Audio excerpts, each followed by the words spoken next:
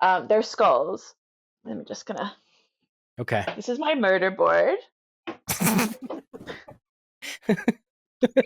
Ta-da! Very Pepe Sylvia. As you've seen, I am very analog, so I needed this. So these are Neolithic plastered skulls from Southwest Asia. Okay. With the sirens in the background, I love it. Yeah, welcome to living in London.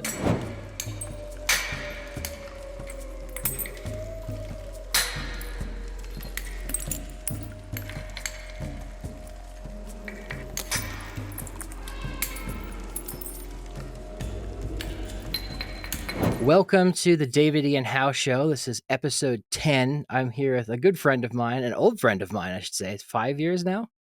One of my first internet friends doing this, Todd DaSilva. How are you? Hey, Dave. Don't age us there with that 5 years. That's a Yeah, little bit wild. But yeah, my pretty gosh, crazy. it's amazing what the internet can do nowadays, isn't it? Yeah, and I've never met you in person, but I've known you since 2018, probably. At least, yeah. And like now we're here just chilling and we text all the time, which is wild. It's like We I know do. you physically. Like it's like whatever. Yeah, it's David. We were in a comic book together, or at least like a cover of one. We were one of the archaeology Avengers. I forgot about that. That was all a ploy for Carlton to get a new profile picture. I still stand by that conspiracy. 100%. But we Yeah, didn't have to pay for it, so it's okay. And that's it right. looks He did. bomb. It looks so good. Yeah, it looked awesome. And who was in the Yeah. Tosh? That Mike guy, Amelia.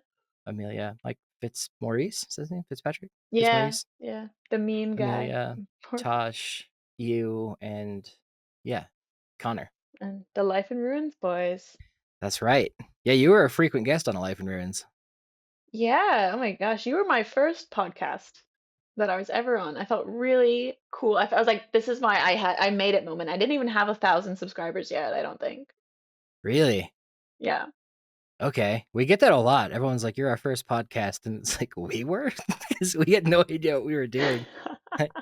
But yeah, that podcast got me to, where I am now because I know how to make podcasts and do this stuff. And we were glad to have you on pretty early, I think, too, right? One of the Yeah, first like ones? it was very early on. It was literally just after my first reaction video with Jude as well. So like it was early days for both of us. Oh, right. The Indiana Jones reaction videos. There Yeah. was something. Was it The Mummy? We did the Indiana Jones, we did we did 1, 2, and 3, we did the Mummy, we did Lara Croft, we did Braveheart, Mm, 10,000 BC. I feel like we did others. Actually, the final two Indiana Jones ones are coming out in a few months. okay. Like I flew Excited to for Hong that. Kong to be with Jude, and That's then right. I was like, if I'm going to Hong Kong, we're filming these final two videos. So it was very cute. So you flew from London to Hong Kong to film a reaction video for YouTube with a friend I of would yours. like, yes, I would like to frame it as I flew to Hong Kong to see one of my best friends.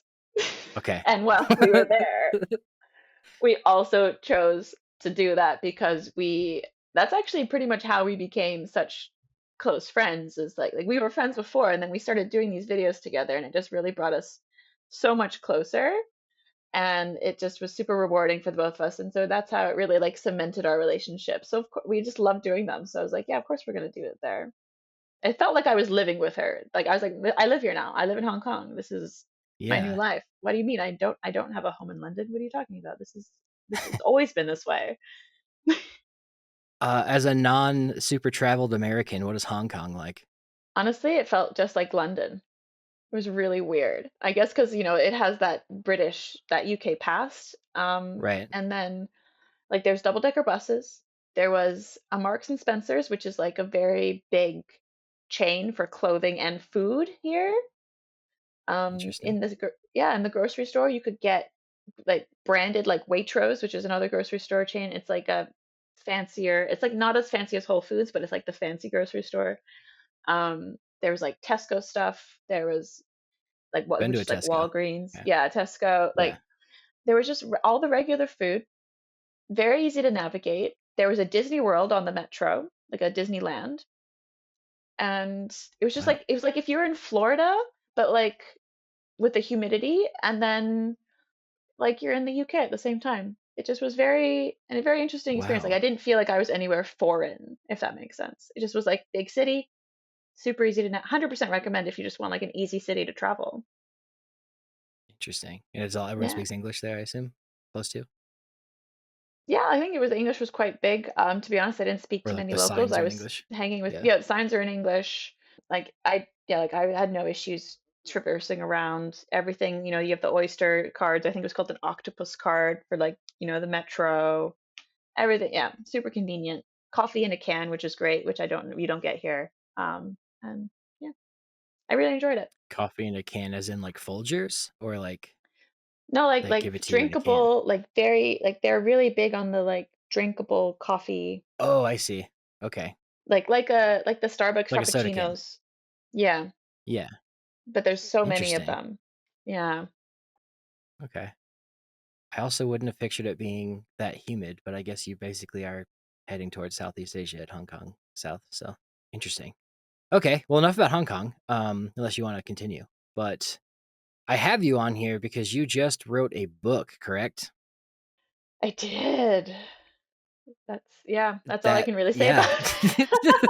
It was a feat, Oh, but yes, I did. how much are you allowed to talk about? I talked about the whole thing. What do you want to know? Okay. I guess like what is it? What's it on? And then I want to kind of talk about like the process of what that's like making one. But maybe should we talk about your YouTube? We can talk about your YouTube later. People know you're a YouTuber. Let's talk about your book. Sounds great. So the book is called The Other Ancient Civilizations. And we know we love a semicolon in archaeology and academia. It's We decoding do. archaeology's less celebrated cultures. So I wanted to make sure civilizations and cultures was in there because, of course, not all cultures are quote unquote civilizations as we like to define them, and Right. et cetera, et cetera. And I didn't want to, I just wanted to make sure that we like are really encompassing as many ancient groups and historical groups as I could within the confines of the book. It covers 20 different ancient civilizations and cultures, both from, way like the Neolithic all the way to ones that sort of transitioned into other groups of people around 1900. So it has 15,000 years of history is spanned in this book. It spans almost every continent except Antarctica, and I just wanted to really try and highlight all of the ones that don't get, that they're 15 minutes of fame on mainstream Sure. public media, TV, books, and so on. Like I don't know about you, but when I was growing up, all the history books were like very much about Egypt, Greece, Rome. Sometimes you'll get Right. Mesopotamia, you'll get the Maya, the Inca, and that's it. Hmm. And there's so much more. So that was my main goal with the book, was to just highlight these and make it as accessible as possible. Yeah. Are you allowed to specify like example of one, like a lesser known? Yeah, I don't want to get like spoilers for the book or anything. we can go. Yeah, of course. Okay. Cool. Yeah, we talk about, so like a biggest like examples just so people get the idea about it is like instead of Egypt, I talk about Nubia and the Kingdom of Kush, because that always Gotcha. usually Okay. gets written about it, from the Egyptian lens, like, oh, the Nubians came in, we have the Nubian dynasty, the Kushite dynasty, et cetera, et cetera. And I was like, no, like I want to talk about them from the archaeology that we have about them and not just what the Egyptians wrote about them. And instead of the ancient Greeks, we have the Minoans. Hmm. Love the Minoans. Instead of ancient Rome, I talk about the Etruscans. So those are the like three big main ones that I always kind of use as like the biggest examples. But then we go as far afield as like the Unatice in like Germany, Central Europe, Czechoslovakia, Poland type area. Never even heard of that. That's cool. Do you know the Nebra disc? No, I'm too So American for that, I think. no, it's all good. It's on the cover of my book. You'll see it. It's like it's a bronze disc, so it's that patinated green color. Hmm. And then there's like stars and constellations on it, and it's absolutely stunning. Anyway, so it's from them, and I do talk. The Unatice are in the book, and they're amazing. They're like the bronze masters of early Europe, and they have something what like they call it the German Stonehenge, quote unquote, but it's Right. it's called Pomelta. It's really cool. But getting out of like the European area, I talk about the Lapita in Oceania. I talk about the Thule Inuit in like northern Canada and Greenland. Yeah. We go down to the Marajoara in Brazil, and the Moche, like all these amazing, groups of people that, honestly, to be honest, I didn't know about half of them until I started writing the book. So I'm really glad that Yeah. got to learn about them. That's a really cool premise, man, because I do specifically remember having, I don't know, if it was called Encyclopedia of the Ancient World. I was good. It was a big illustrated book. And then there were like versions of it that were like Greece, Rome, and the Roman one I had a whole bit about the Etruscans in it. And I didn't know what the Etruscans were. I was like in middle school or elementary school, Mm, maybe. And I was like, whoa. And that's how I learned about the Etruscans. And I was kind of bummed it didn't like focus on them and it went right to Rome. So that's cool. You're doing a yeah. book that like celebrates that stuff because a lot of that, yeah, it gets literally buried under the rest of it. So Yeah. And I get it. Like everyone wants to do the TV for the big ticket items that people are familiar with, and especially ones that we have written history for, or big gold things like King Tut. It just that makes a lot of sense that is what brings in the money for the TV and the tourism and everything. But that's just because I think that we don't, as a society, like take the time to properly share the information, which is difficult, of course, with archaeology and that stuff with funding. But if we took the time to really educate the general public, the wider public, about all these other lesser known groups, I think people would have a lot better understanding about history and more nuanced view of history, and just appreciate, even the ones outside your back door, right? That you might not know about. yeah, no, 100%. And I see this a lot. And I think maybe I interpret it as like the people are like, oh, archaeologists don't want you to know, or it's like that conspiracy, contrarian minded kind of thing on the internet now. But people are like, I can't believe like we didn't learn about this in history class, or like this is what they didn't teach us in history class. And when I look at those comments, sometimes I get kind of like, I mean, bummed, especially if it is in a snarky way. But where I'm going with this is there's just only so much you can teach a sixth grader. Like you can't go into like the minutia of the Etruscan society when you're trying to talk about ancient Rome, and then you got to go to lunch. Like it's Exactly. not You like only some have their conspiracy. attention. Yeah, you have their attention for a very short amount of time. You have a curriculum to do, and it's completely understandable, right? Like you just have to Yeah, hit the big things. And that's just how it works a lot with society and funding and teacher time and and I get that, but that's why it's nice to have these resources like this, where if you are interested in history and you want to go that one step further, it's now available for you. Because again, also a lot of like resources, they're not in the language that you might speak either. hmm, A lot of the scholarship is being done in foreign languages, which is great, but it is difficult then to get that into, especially the English speaking world. A few of them like were just so difficult to get sources that I could actually read. right. Like what inspired you to do this book, or like what was the, I guess, a word I learned the other day was impetus. Yeah, Ooh. impetus. What? I don't know the word. What? The impetus, you Impotence. did it right. Yeah. Yeah. Impotence. Okay, We don't want impetus. no, not impotence, but Oh, right, that's a different word. Yes. it's a So different word. impetus. Yes. What is that for you for this book? So when I first got sort of like approached to write a book, which was, I guess not usually usually it's the other way around where someone has an idea and they then push it. I weirdly got the opposite, where I got approached and asked if I would be interested in writing a book because of my YouTube channel, which is very strange to me. I was like, who do you think I am? Like I'm Mhm. I'm not that cool, but turns out I might be. I don't know. I Not mean, in my eyes. you're a prominent YouTuber. Yeah. Thank you. We try. But so when I started to have a think about like if I was going to write a book, and if, it may be the only book I write, because especially after this one, it's a feat. Like whoever's written a book now, I Yeah. bow down to them.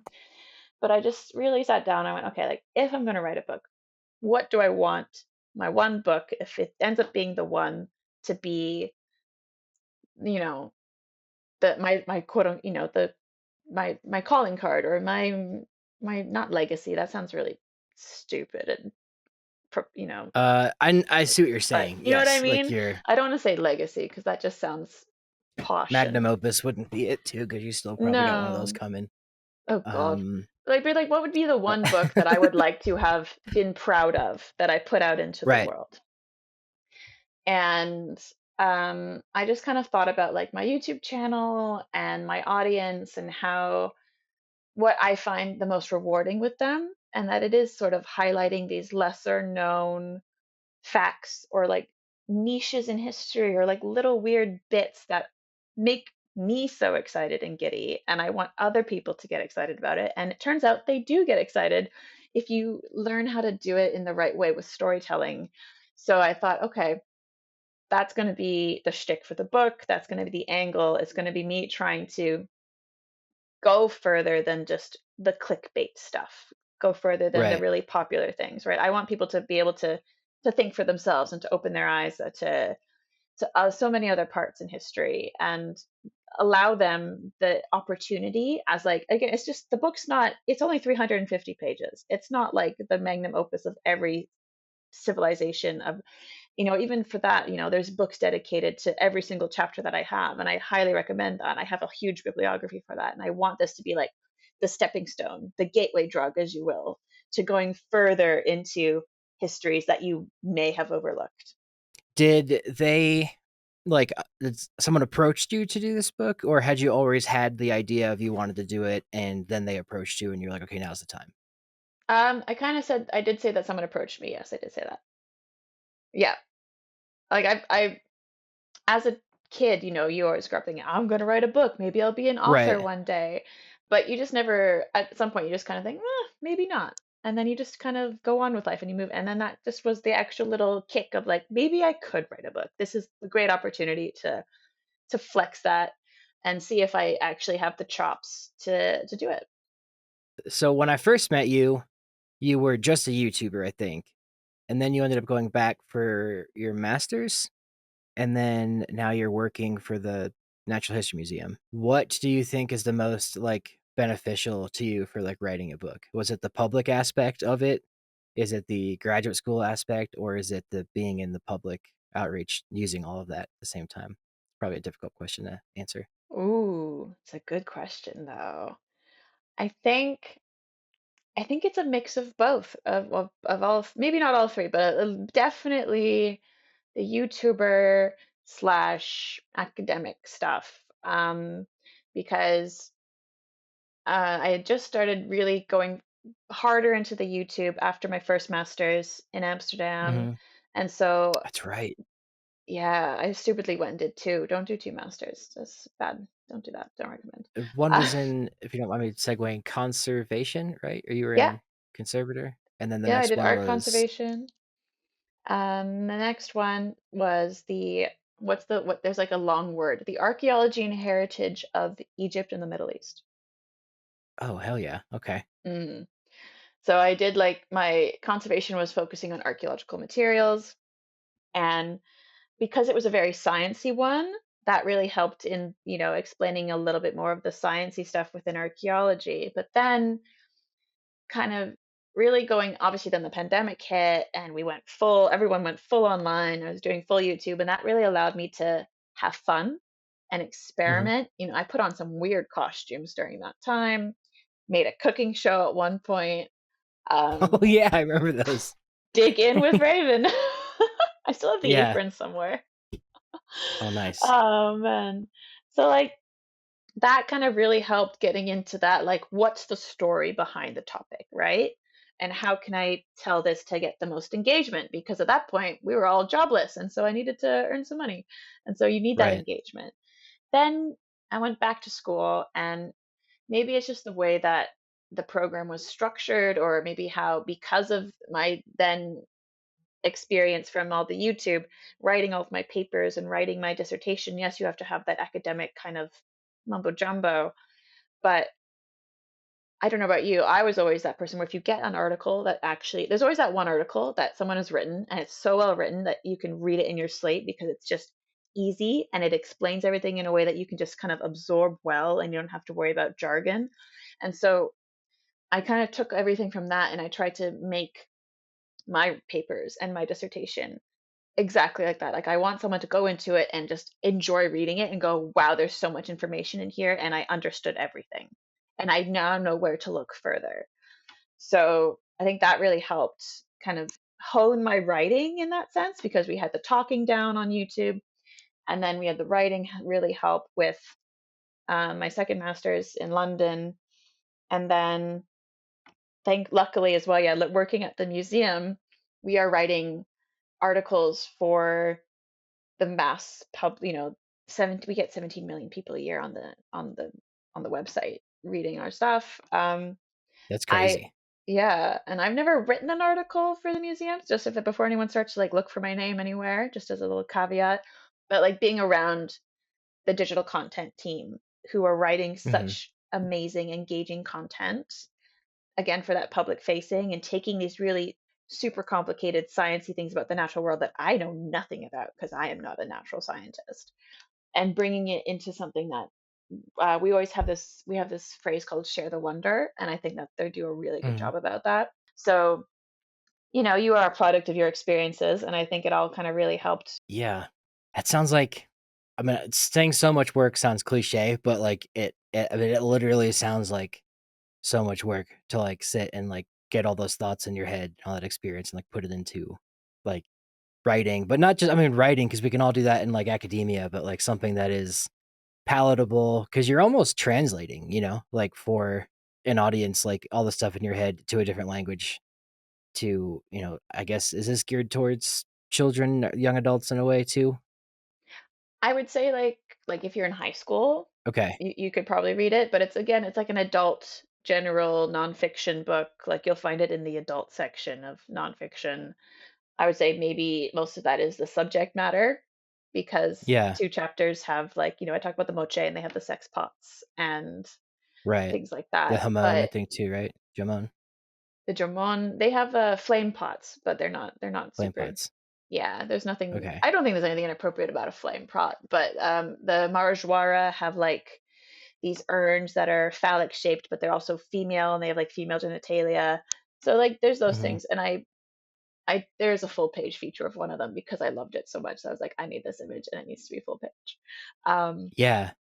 but like in general, I would say like anyone, I would say like 16 and up could read it and like understand it really well. Yeah, I think that's a good set. Yeah, good age. Yeah. When you're doing this kind of thing, my my words are not coming out today correctly, but like, is there like a format you're looking at that you're like modeling it after, or is this just how your head works and the way you organize it? Because you love writing things, hand notes. I that's something I've always known about you. You just showed me the binder you had. Would you like Um, to see the binder but again? yes, you should show the audience the binder.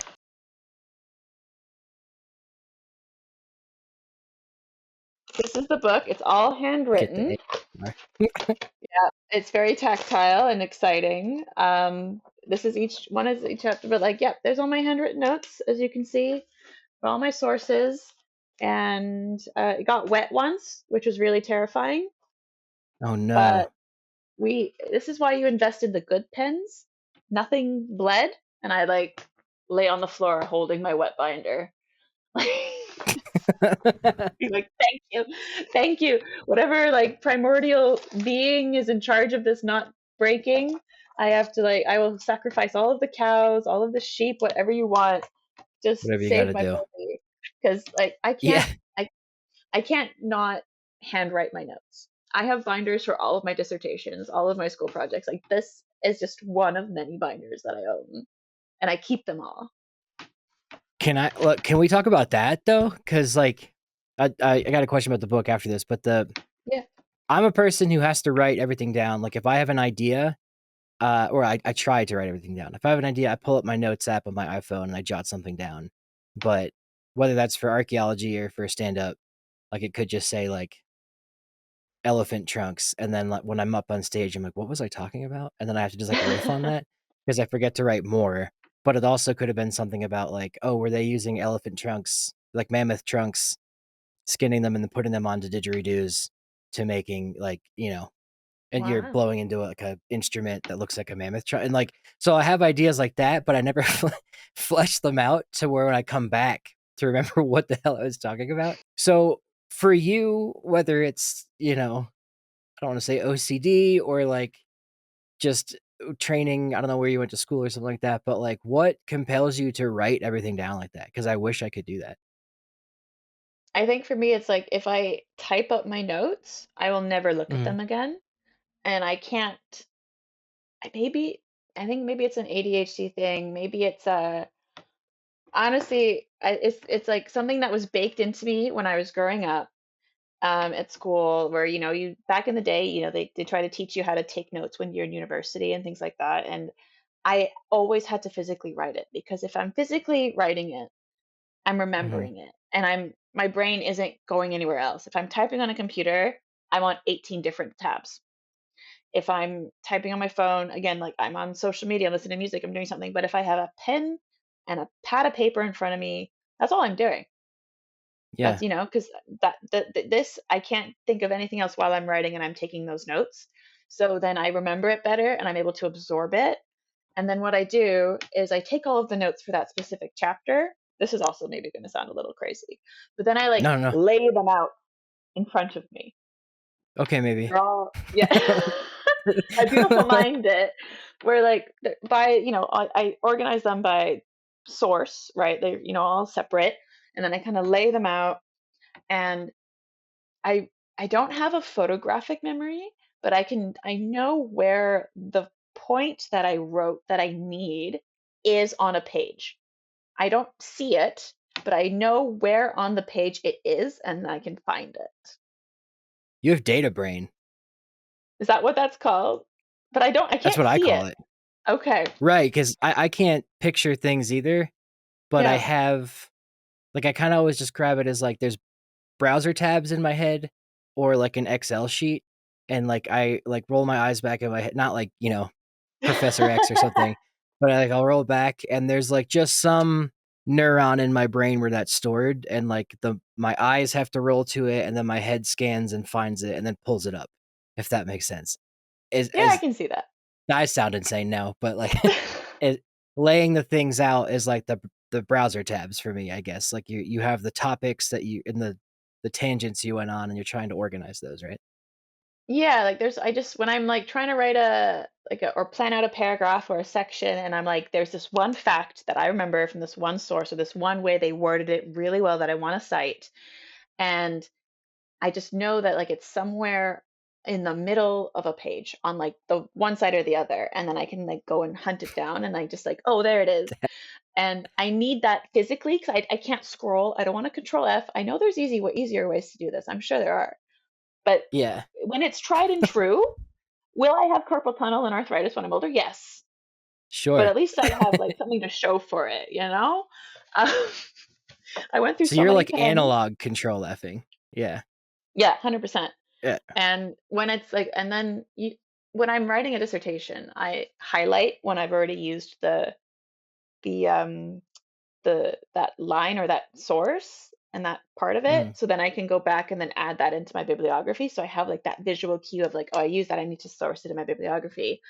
This one was a little bit more wild because I didn't do that, but um it's still like nice to have, or like I'll type up the thing and then source it that way as I go, and it just, you know what, it works. And then when I'm done with it, it goes back in the binder, so I don't need to see it, it doesn't need to be out, and I sort of whittle down all my sources until there's like one left, and I finish that one off, and then it like that's when I know the chapter is done. That's so cool. Okay. Um, like this is the kind of stuff I do. I always want to pick authors' brains about. Like, how do you like the guy who wrote Game of Thrones, George R. R. Martin? Like, Mm, how does he remember every Targaryen king and every dragon's name and then every battle and like all? He must have like an index where he writes that stuff down, but or it yeah, just comes to him. But for you, it's like that makes sense then. If you've highlighted it, so you've already used it, and it's just like I don't know. Is that your school training? You think for like art conservation? it wasn't concert. I want to say it goes back to high school. I Okay. remember, I think one time I wrote a paper. I remember the paper actually. Oh gosh, grade 12, 18-year-old Raven writing a paper about um who's the guy that went down to the Nile? Like went down the Nile. Caesar? No. No. Um, He found the source of the Nile. And he was an explorer. oh, David Um, Livingstone? No, that was the other part of Africa. no, I think it's a Rob. He also translated um the Arabian Nights. Hang on. Translator. Sir Richard Burton. Richard Francis Burton. Okay. I was writing a paper about him, and I remember the book was just so big, when you get the library, and you're not used to in high school having like a 500-page book to go through as a source.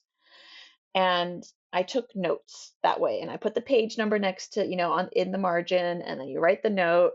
And I don't remember who taught me that. I don't know if it was Mr. Bennett or if it was my mom, but one of them. And Yeah. it worked really well. My brain just kind of something clicked, and I could figure it out, and I was really proud of it, and I got a great mark. And so, if it ain't broke, don't fix it. We're going on more than 10 years, 14 Mm, years of the Raven method, and it's gotten a little bit crazier as we've moved on, yeah. you know, does the job. I mean, if it works, it works. Yeah. Everyone has their Um, own way of, working. So, yeah. Hang on, I have to pause really quick. yeah. I cooked with jalapenos this morning and I just touched my eye. Oh And no. yeah, I'm just gonna rub it really quick and try not to like make it a huge thing. No worries. Oh, I think we're good. I'm not crying at the beauty of how you're writing, but I should I be. I Uh, wish you were. hang on, let me go rinse my eye or my fingers real quick. Yeah, yeah, yeah, 'Cause yeah. that was Wash wild. your I'll be hands. right back. Bro, I'm so sorry. No, it's It's like fine. cringy embarrassing. But yeah, I had when you have leftover stuff in the fridge and you just throw it in an Mm, omelet, that was this morning, and now it's in my eye. I love it. Uh back here. What I was gonna ask before was like when I'm pouring through your book here in the PDF, the like you have the chapters, then there's like the subchapter kind of thing, and then there's the titles and I guess like tags. Is that a format that you have to follow for a publisher, or is that how your brain works, how you organize things, and then you kind of play with it from there? Because I've always wondered that about So books in I general. was, yeah, I was really fortunate that I was sort of just given free rein into how I wanted to format the book. So I'm not sure how other people work, other publishers work. I'm sure the editors usually have quite a heavy hand in like helping them format it. But what I wanted Hmm. to do is I wanted to make sure every chapter had a map because we love a good map. Right. And I noticed my that here. yeah, my partner's sister created these maps for me, and they're absolutely stunning. She did a whole she relearned geography to make these maps for me, and we appreciate that greatly. Like ancient geography too, which is crazy. Sure.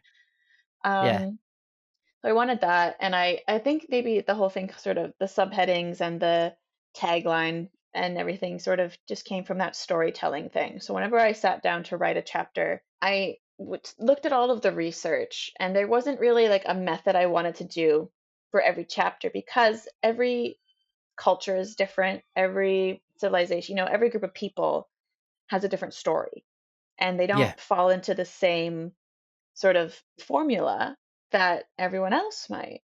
So I always just sat down with it and I go, what is their story? How do I best tell their story? So with the Nubians, for example, I almost wanted it I almost called it a tale of three cities Okay. because they had three major centers and sort of like their history traversed over these three major bits. And that's how a lot of people sort of divide it up as well. Because again, different historians, different archaeologists, they all have different methods of dating within these cultures as well, just because of how the archaeology has been done. So it's very difficult to like parse that out and make it uniform. So I didn't, because I wanted to make sure that their story was told as authentically as possible. Yeah. Um, so like some of the people I talk more about the written history. I wanted to try and do mostly archaeology and archaeological evidence to get that like the everyday and the magic and the mundane. But Right. sometimes you can't. Sometimes you do have to say like there was a big war and it was written about it, and this is now the world's first peace treaty. Of course, you need to talk about the world's first peace treaty, but then other Hmm. ones like I guess the Thule, they had so many fun gadgets in the Arctic, and I was like, we need to talk about the gadgets. We need to talk about the snow goggles and the fun Right. drying racks that they had in their houses, which were amazing, built out of whale bones, and how you had to like they had wind traps to keep the cold air out, and all these innovations. So I wanted to talk about those and sort of finding those. I don't want to say shtick, but like that angle, that lens, that best showcases those people and how they lived and what we have Yeah. of them, right? And that's sort of how I did it within, as you could see within the subheadings of how like some of them they just don't seem as like as like as uniform as maybe some other books would be. Hmm.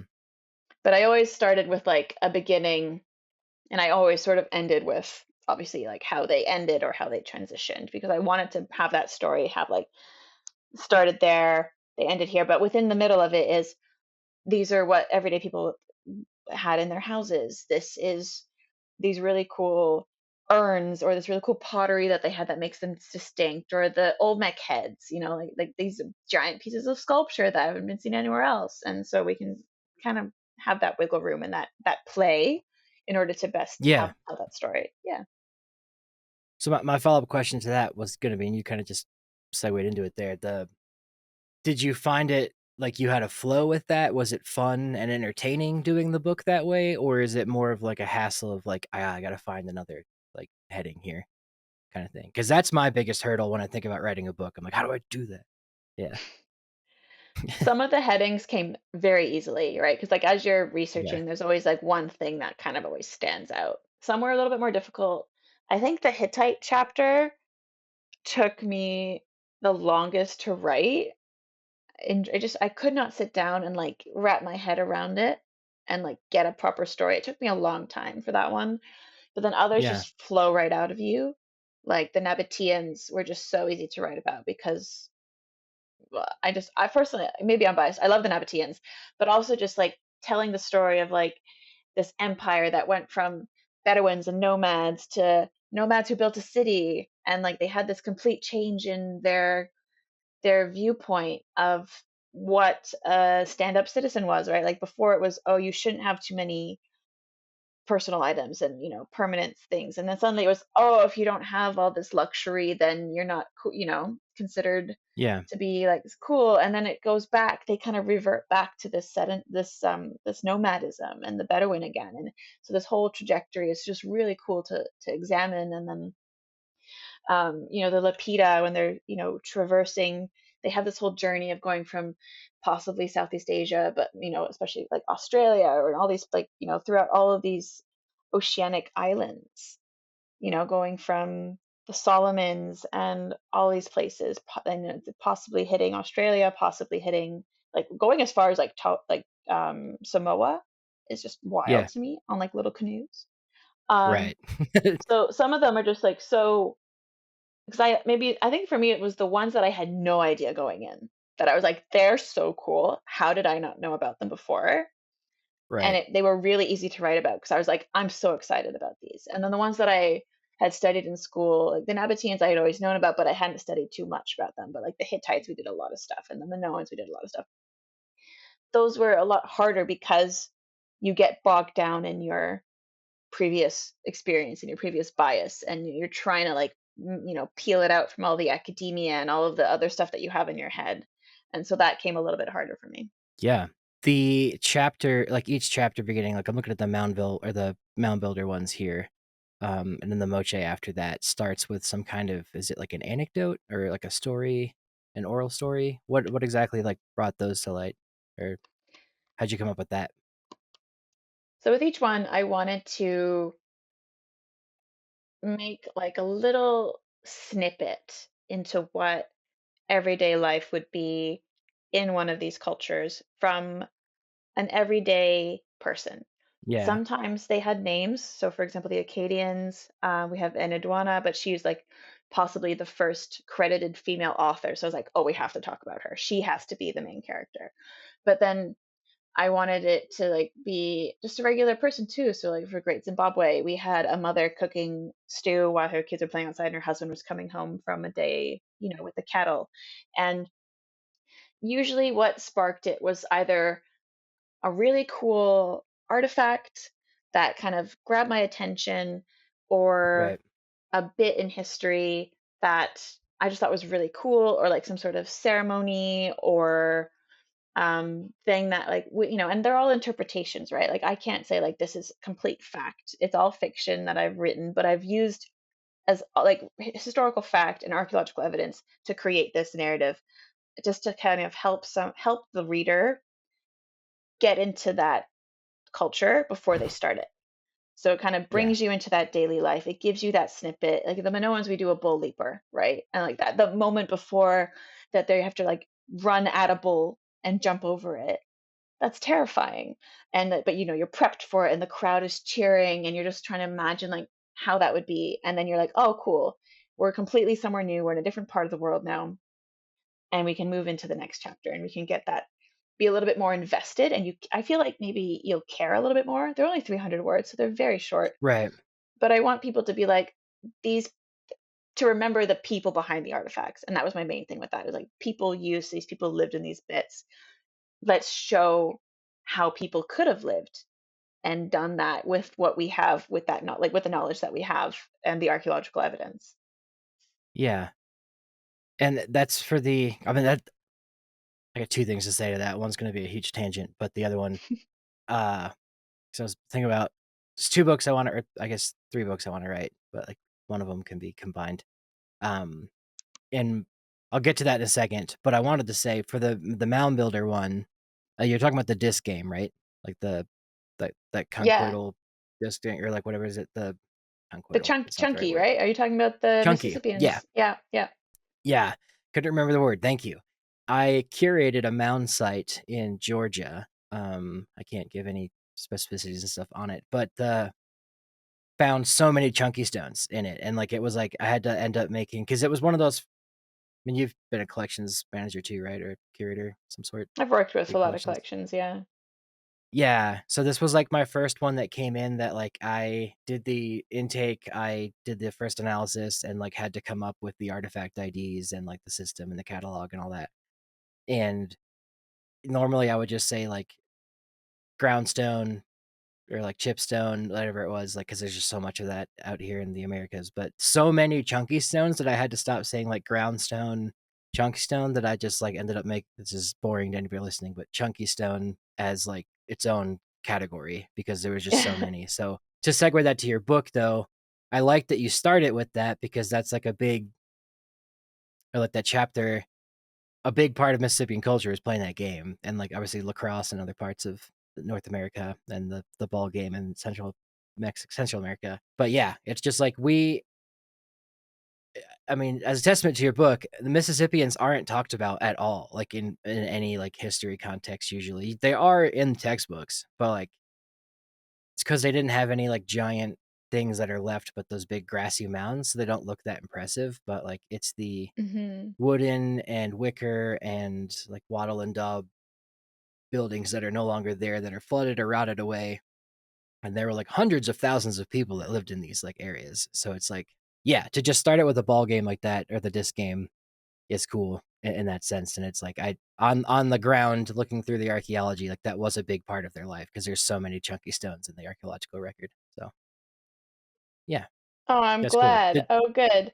Whew. Okay, I was really nervous to write that one because I had to like, I was watching so many videos of people playing Chunky, and I'm like, okay, Right. how do I describe this? I'm like, I'm not a sports person, so I was like trying to really figure it out, and I had fun writing that one. It made me. I do want to play Chunky now. I want to try it. Yeah. It seems difficult and like it might hurt if it if it hits you. But Right. uh yeah, I just so many chunky stones came through. And then there's also stones that have like they're like can fit in your hand and there's a little like dimple in the middle. And like we were always debate, is that a chunky stone or is that a like spindle fire stone? Because you put one on the top to Mm, hold it down. Um and that was always so, and my job was teaching military veterans like how to do this stuff, like archaeology 101, anthropology 101, and then now let's curate.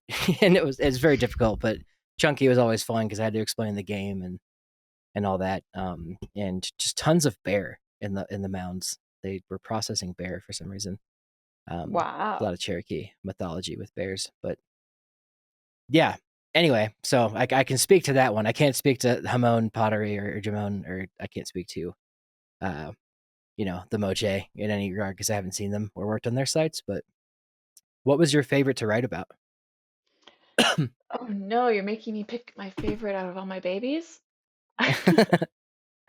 Um, I think I've said in most of the interviews I've done, I always say the Unatice because of the Nebra sky disk, and I was so excited to learn more about the Nebra sky disk because it's been one of my like favorite visually appealing artifacts. I know like I Yeah, wanted to like go across like over like go beyond the really shiny exciting things, but for me that's one of my like really cool exciting shiny exciting things. But they were definitely a big one. I really also loved writing about the Lapita.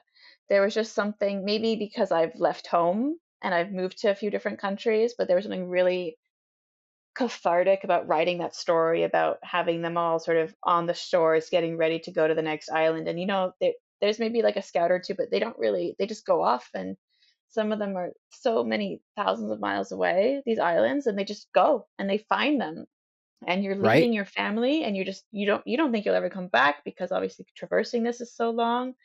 So that was a really like touching one to write, and it really came out easy, and I loved learning about them, and I cannot wait to dive in further because obviously there's always more to learn about it. There's only so much you can research, and then so much you can write into a book in that period of time. And yeah. I just yeah, they're just amazing to me. All of them are amazing, but that one was really for me like such an eye-opening, cool thing to learn about.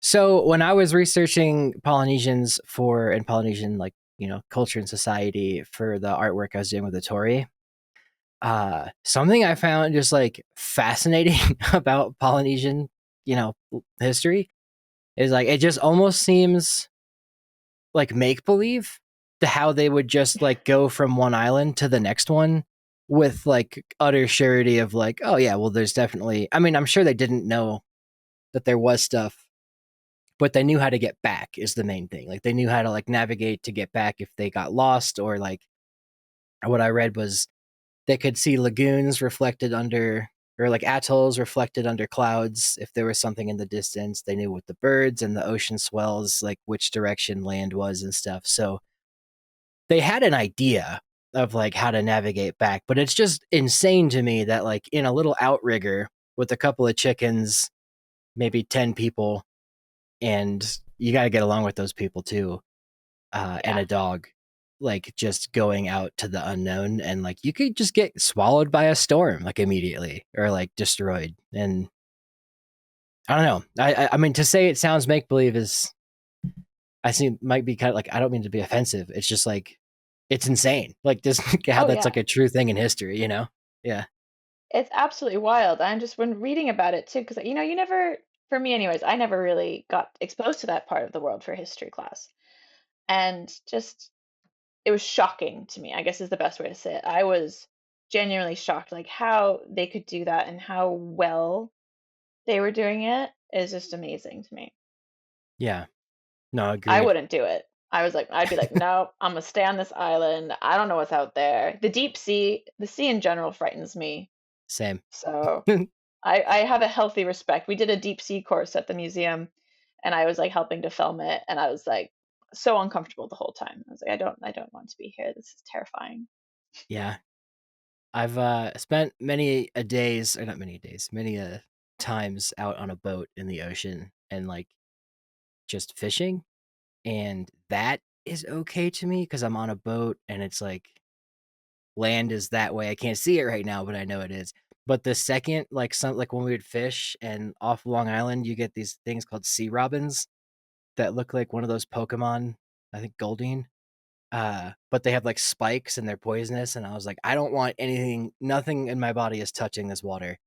And I think that's thalassophobia is what it's called. Like the ocean terrifies me. I'm fine on a boat, but I'd rather not be. I'd rather see land. Uh, So to do that Yeah. on a little bamboo canoe is wild. Oh, like, But yeah, I'm happy on a boat, but if I know, like, if there's no sides to the boat, like there's a motor on the boat, I'm good. I'm like, I know we're yeah, going. We're getting back. If you're in a little canoe with me and there's a wave coming, I'm like, no, nope, not no, for me. oh no. Yeah, that Yoho song starts playing from TikTok. Oh Um, gosh, the North Sea TikTok. Terrifying. yeah, yeah, I get that a lot.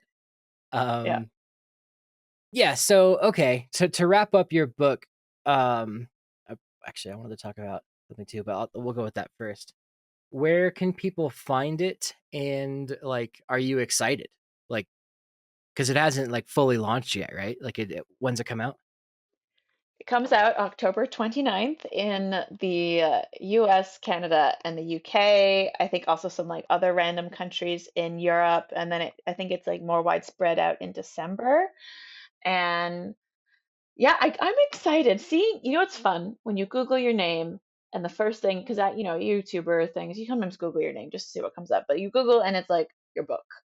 And you're like, Right. your name is on Waterstones, or when I'm Canadian, so Indigo. And on Amazon, and you're like, this is kind of weird and wild. And I don't know how I'm going to react if I see it on a bookshelf. Um, Raven Todd DaSilva is an award-winning scholar, archaeologist, and conservator. She also, or I can't read. She has worked on archaeological projects in Greece, Italy, North Macedonia, Oman, and Turkey. That's on Google Books. Wow, dude, you yeah, do have like you got a knowledge panel and everything. I'm on the Author. interweb. Yeah, I'm on the interwebs, and it's just wild. So yeah, it's just gonna be I think a really weird experience, but I'm excited for it.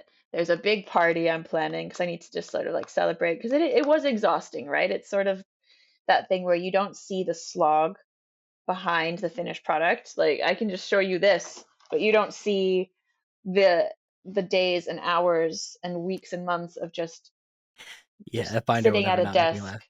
Yeah, like canceling all of your plans, abandoning all of your friends.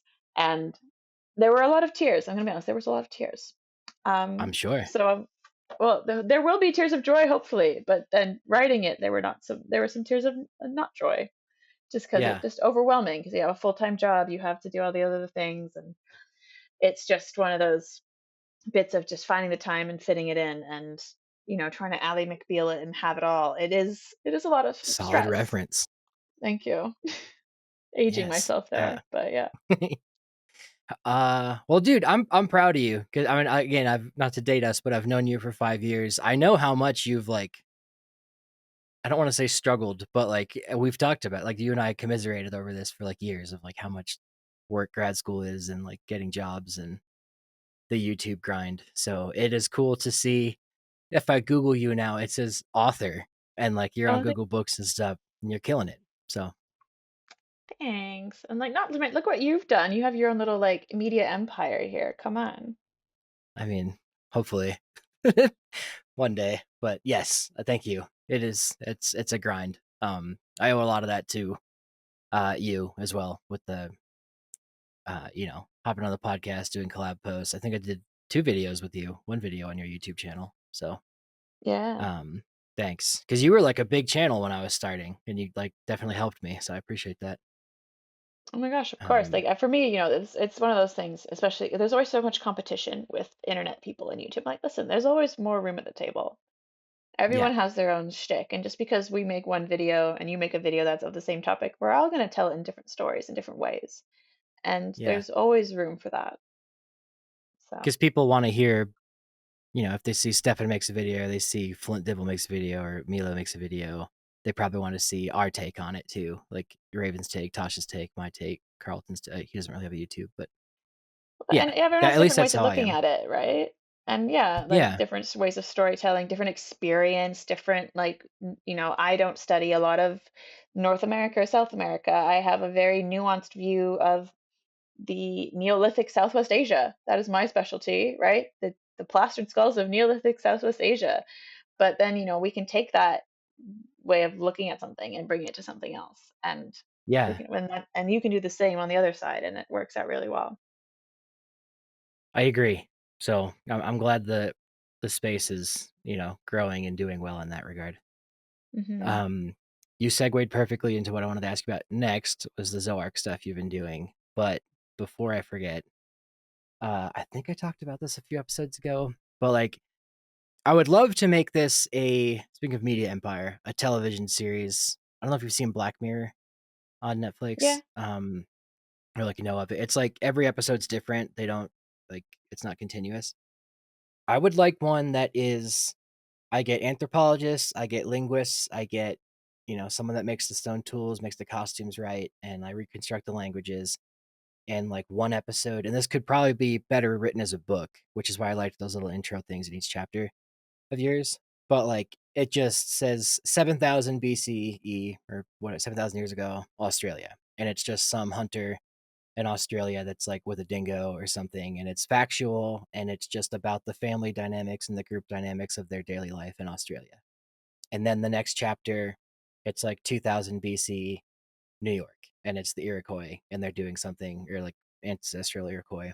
Um, and then it could be Jamon Japan, and then the next one. But either way, it's all stories, and like one specific one I've had an idea for was like mammoth hunters, let's say in Ukraine, and it's the ice age. It's cold, or say Siberia, and like the brother gets gored by a mammoth, he's dead, and then like the funerary, like the chapter's centered around like the human, like they're grieving for this guy, but they also understand like he died, hunting for the tribe, and then like I get to not fantasize, I get to play with the, I guess, fan fiction of what that culture would have looked like having a funeral for this guy in like a mammoth hunting tribe in 20,000 years ago Ukraine, using archaeological, stuff that we know from that time period. I'm nerding out too far, but like I would just love that as a series or as a book, and I've kind of thought about maybe just writing a chapter like of each one and then like pitching that to somebody. But that's the kind of stuff that I would love to see in like a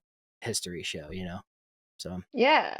um Like that sounds so cool. I would watch that 100% because it's again it's those bits that of history that aren't highlighted as well. And if we can do it right and we can do it well, it I think it could be just as successful as, Nazi gold and secrets of right. the pyramids and whatever else they come up with nowadays, Yeah, thanks. And I was talking to Flint Dibble about this yesterday. Was like all of those melodramatic, because I don't know if I told you, but I did that pilot with that one network, and it was like they had to wanted me to like talk about pre-Clovis civilizations. It was like an ancient Atlantis kind of thing.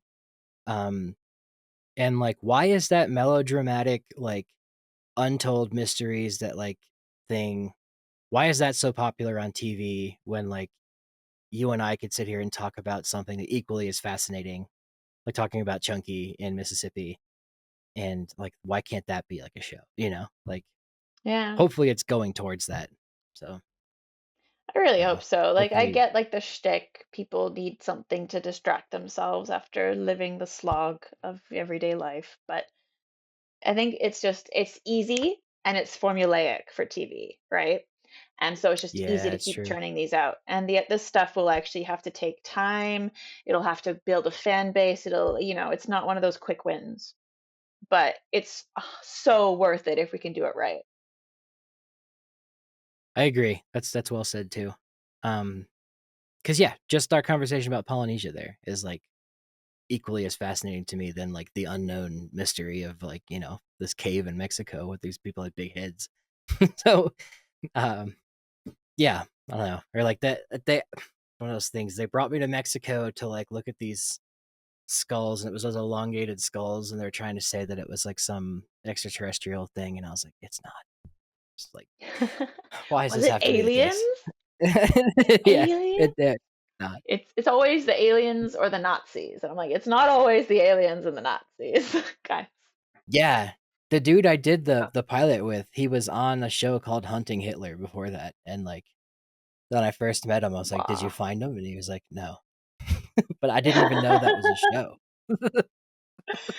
I But remember I got pitched a show for some like Alaskan pirate treasure, and That's they just dope. like needed an archaeologist to make the show look legit. And I was like, I'm sorry, I don't really want to hunt for this treasure that's supposed to be on this island based off of like one article from the 70s someone wrote for like a travel magazine. And then they were like, oh, but like gold. And I'm like, there's probably not gold. I'm gonna be honest with you. Yeah. It's like a muffler or something. Right? Yeah. Like it sounds Yeah. like a great story, and I love that it's like, this lore and legend that's been around for 50 years. I love that, and that's how culture gets created. But if we're gonna do it, we have to do it right, and I don't want us to just do it for the sake of doing it and for the views. Yeah. No, agreed. Agreed. We'll be right back. Commercial break. We're back. I need to make that funnier. And we're back. It's all good. I need to do more of this. The last we talked, you were getting your master's in art art conservatorship, art conservation, and then you went back and it's another master's, not a PhD, right? Not a PhD. One day Okay, maybe. it's I'm another. hoping with my obsession currently, but yeah, far in the future. Hell yeah! I'm still recovering. I was gonna say it's a crazy thought to immediately go do that, but you can do Yeah. it. Just give yourself a little break here. And you're working at the Natural History Museum in London. So I'd like to talk about that because I've been to the British Museum. I haven't been to that's the one with the big Darwin statue, right?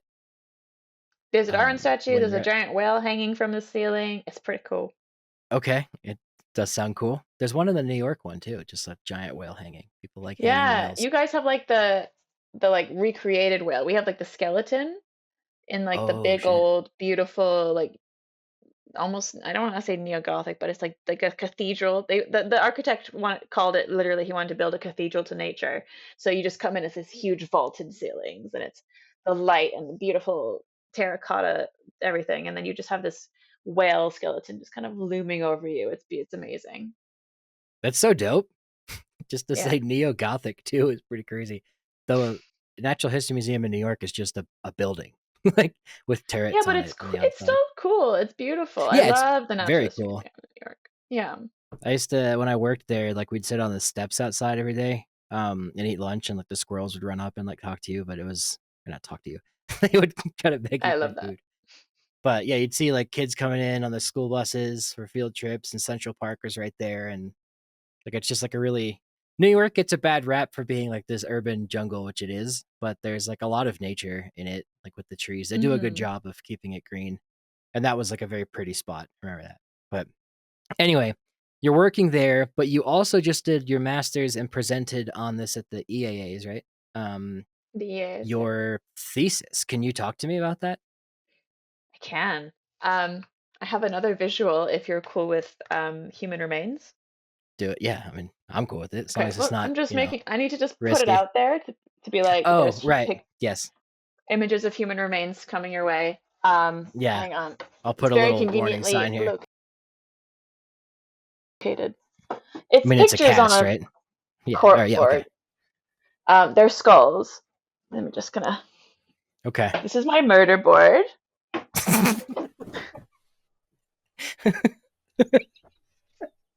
it froze as you said that, which is why I laughed. Sorry.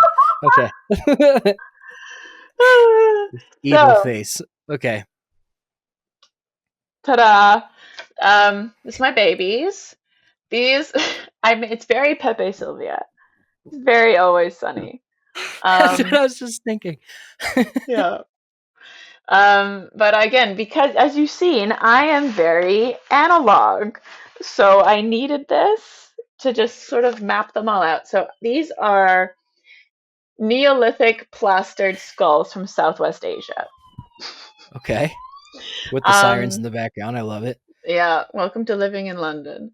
Um, So they were found in Turkey, Syria, Jordan, Israel, Palestine, like in that sort of area of the world, as you can see, the Sure. Levant, if you will. We say Southwest Asia now. They're first found in Jericho, one of the oldest inhabited cities in the world, and it was by Kathleen Kenyon in the 50s. and she found a cache of like 7 of them. And I don't, I guess you can always like put images up not that are not printed in on a murder board, but like there's a visual for you. There we go. That that one's at the British Museum. This one's at the Ashmolean in Oxford. Um, but some of them, hang on, I need to just show you how beautiful this one's. If you're gonna put a picture up, put up Teleswad. Look how beautiful they are. Okay. They have ears. They're stunning. Like they're someone. So in the Neolithic, in this area, they're called. It's. I'm gonna just put that back. It's called the PPNB. So the pre-pottery Neolithic B, because there's an A, B, and a Okay. C. Of course there is, right? There's like not everyone says Sure. there's a C, but Archaeology. yeah. So before there was pottery, the pottery Neolithic, there was the pre-pottery Neolithic, and um, the gist of it is the short and sweet. 10,000 years ago, like around 8,000 BC ish, you know, people would bury their dead, and some of them were under like the plastered floors of their kitchens or their like communal spaces, things like that. Others are in cemeteries. Like it's just it's at the, it's that bit where everyone's transitioning from being more of a hunter gatherer to more sedentary life. So there's a lot of new stuff happening, a lot of Epipaleolithic, social right? dynamics.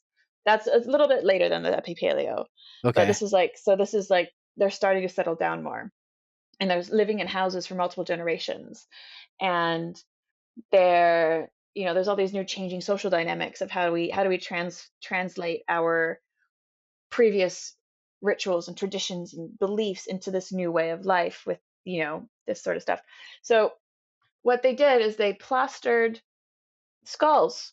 They like not everybody, very very just specific people. They'd take the skull out of they wait for it to skeletonize, take the skull out the ground, cover it in plaster, to the point where some of them look like they're 10,000 years old. So I know some of them look a little worse for wear. I'll just put that out. They're not Yeah. everybody's cup of tea. I think they're the most beautiful things. People think they're weird and scary, and that is fine. Um, but some of them are just so well done and stunning and beautiful. They just look like regular people sleeping, and they've mottled ears. And one of them, one cache of like 4, they found that like someone knew that they were there, and they dug down to bury their like their stillborn or newborn baby to like be nestled around them. And I think that's just so beautiful. And the main interpretation is that they are for ancestor worship, but with Sure. my research, we're seeing that like they're in different contexts, in different sites, and obviously just because I use one thing one way and you use the same thing doesn't mean you use it the same way, right? And they're Yeah. around different contexts, different areas in like geographically.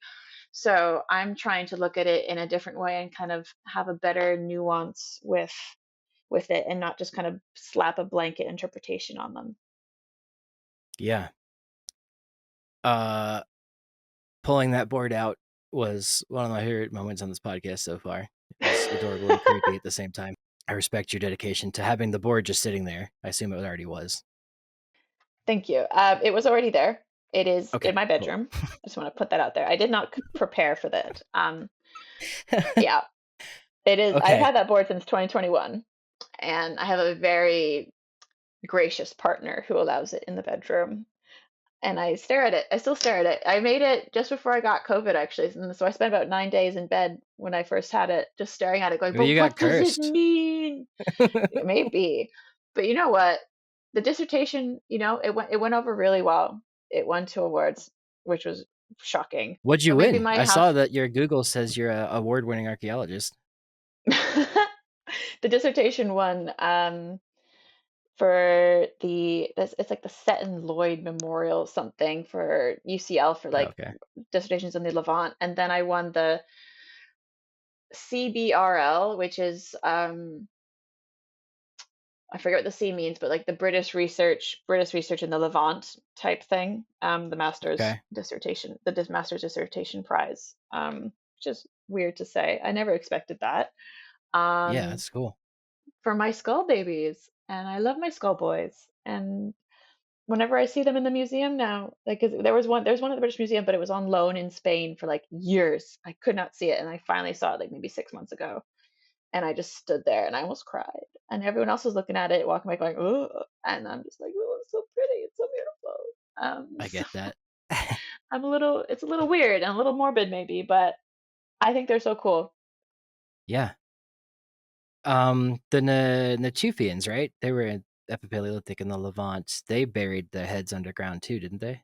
Or am I thinking of someone else? Then the Natufians definitely did some like similar like different like burial practices that sort of related to it, and then it's sort of like changes throughout time, and there's always something with the head, right? Because the head, if you think about it, it's the most identifiable part of the body. Right. It's where speech comes, it's where your memory is, it's everything. So there's, and like the chief is always quote unquote the head, and you can see that in other cultures as well, right? Where like there's always a significance with the head and the face, and I think that's something just universal. And so always kind of keeping that focus, for what, since the Epipaleolithic, maybe even earlier, is just wild to think that we've just been the same for like tens of thousands of years and Pretty have cool, right? these like similar thoughts. I love that about us. We're not so different.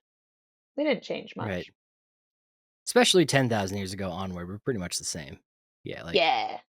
I would say even 30,000 years, but it's different to think about hunter gatherers when everybody was a hunter gatherer. It's easier to think about from the Neolithic on being like, okay, these are people that, are, I don't want to say civilized because that's not the word, but I guess sedentary is the word I'm trying to go for. Yeah. Yeah.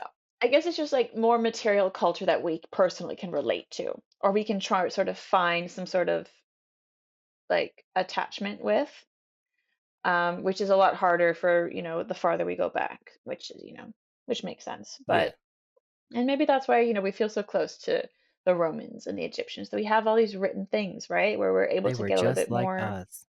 yeah. Yeah. There's that whole trend on TikTok, right? Um, so I Oh, guess I yeah. get why that makes sense. Like that people kind of gravitate to that because it's a little bit more easier to see yourself in them. Yeah. No, totally. When I was in Rome for that conference a few years ago, I was with a cab driver and I was speaking to him in Italian, like what I was doing there, and I was like broken ass Italian.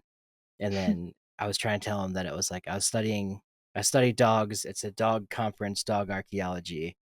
And then I can't remember exactly the word he used or like how he said it in Italian, but he was pointing to, we're literally driving by like this, I think it was the forum or something big. And he pointed, he goes, "Isn't this a little more bright?" And I guess he was referring to like dogs aren't boring and that this is this is better or a little more like brilliant. And I was like, yeah, but like dogs are also cool. And then I hit it into Google Translate and gave it to him, and he goes, "Eh." I thought that was super funny, but Everyone's like, got their own shtick, I guess, But yeah, but like when you live in Rome and like all that's around you, like somebody here studying dog bones probably seems like some kind of plebe, which I thought was just so funny. right, Um, yeah. Well, but there were also Roman dog scholars and stuff there too. It's why it was in Rome. What was I gonna say after that? Yes. You went to the EAAs and you presented. Since being a YouTuber and now going to like scholarly stuff too, or I guess you did that before as well. Is it weird when people recognize you? it was so If they do? weird. It was it was really cute, but it was so weird and Right, so unexpected. Because again, I haven't posted in over a year because I was writing this book, so I took a break to write this right. thing.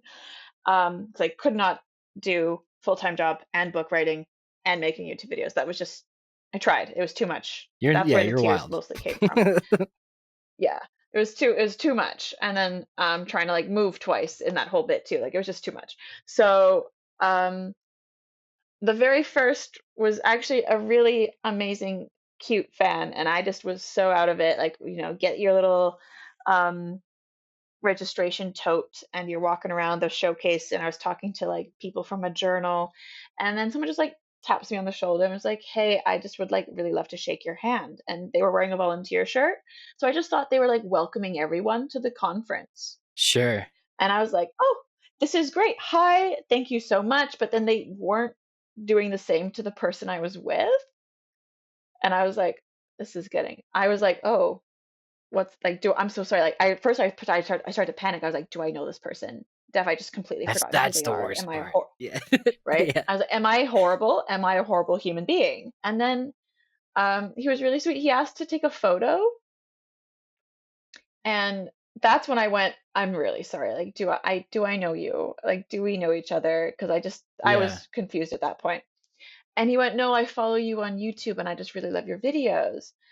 Uh, And I almost cried. I was like, what do you like? You still, people still watch me, and I'm just like, I'm so not used to it at all. And so it was just such right.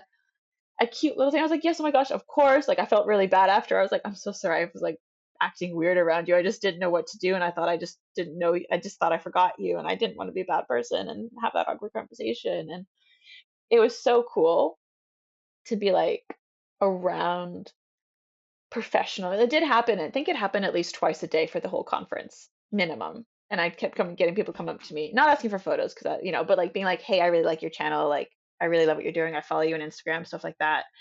And so getting to meet people and like follow them back and be like, "Wow, like I'm so glad that you enjoy it," and having that. It sounds weird to say, but having that validation from the field itself, right? Some from professionals in the Yes. field, because I'm making a fool of myself on the internet a lot. Right. And sometimes, you always feel like, are people taking me seriously? Are the people that I want to take me seriously taking me Am I a seriously? hack?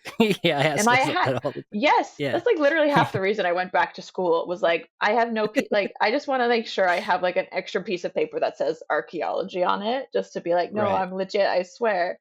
So having people that I, would admire in any circumstance or any environment, just come up and say like, I really love what you're doing on YouTube and with your outreach and your videos, and they're really fun and engaging. And it felt really good, I guess is the best way to say it. And it was that extra kick in the butt to start posting again as well. It was like that perfect timing where the book was all done. I could take that break and I could start figuring out how to revamp the channel, but I had kind of lost that motivation, obviously, because I'm exhausted. So it was really nice to have these people say like, I love what you're doing. And that meant I know that like I was reaching the right people, and I know I'm making a difference both publicly but also within the institution, because so much needs to change within, academia and archaeology in general. So I'm really glad that I'm getting that reach, and people are appreciating what I'm putting out, and they're liking it, and it's not just crap, and they don't, they think I should keep going, which is really lovely. It was really heartwarming. So Yeah. anyone who came up to me, thank you. I'm sorry I acted weird the first day. It was just very overwhelming and I didn't know what to do.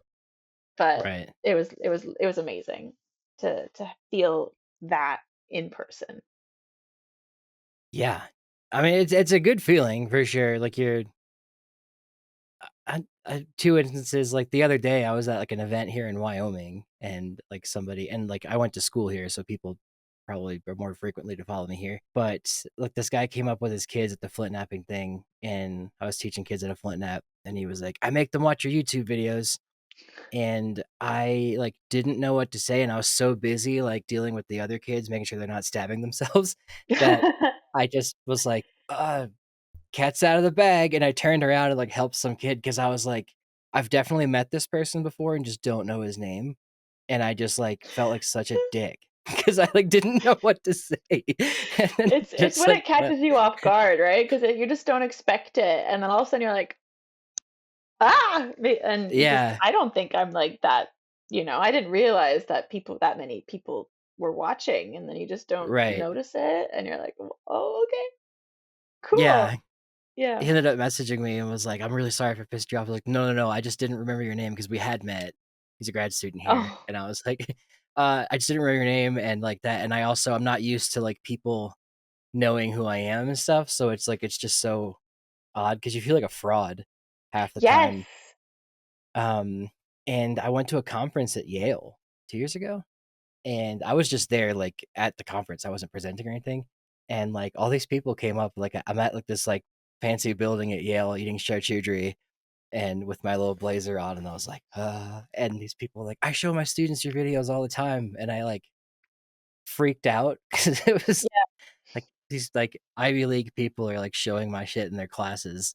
Isn't And I'm that like, "Would you wild? watch my stuff? Like, watch Stefan's. Like, what are you doing with mine?" Your stuff Like is good. anybody Your else. stuff is amazing. Come on. I appreciate that. It's quicker and more accessible, I think, in some ways. And then it's also about dogs. But the army uses my Very Anthro niche. 101 video now too, which is like pretty crazy. Um, I don't get Wow. residuals from it, but you know, what can you do?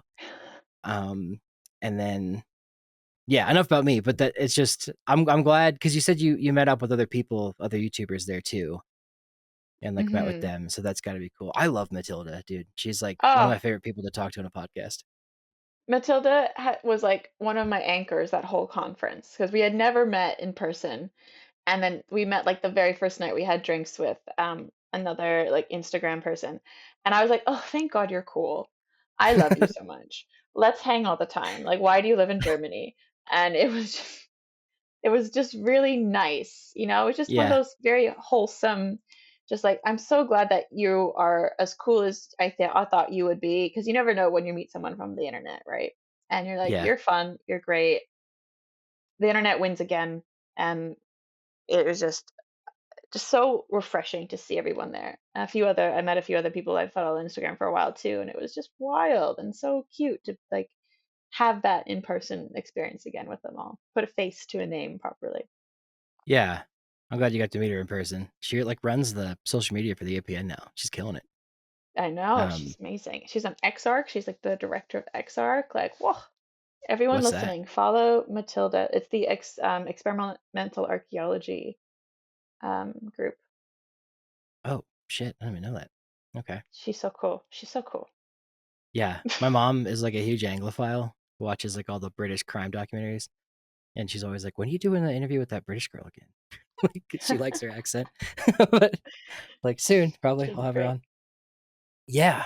What else was I gonna? Oh, right. I have the hard questions at the end that I always save, but we still got some time. We think.